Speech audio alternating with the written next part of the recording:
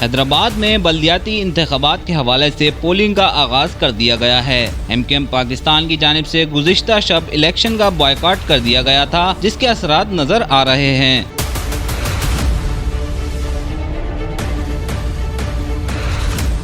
और हैदराबाद में वोटर्स का टर्नआउट बिल्कुल नजर नहीं आता। हैदराबाद के शहरी बाजार और मार्केट्स खोलकर अपने कारोबार में मसरूफ हैं। हैदराबाद के पब्लिक स्कूल में जिला इंतजामिया की जानिब से कंप्लेंट सेल तो कायम कर दिया गया, मगर कंप्लेंट सेल में टेलीफोन तो मौजूद हैं और अमला गायब है।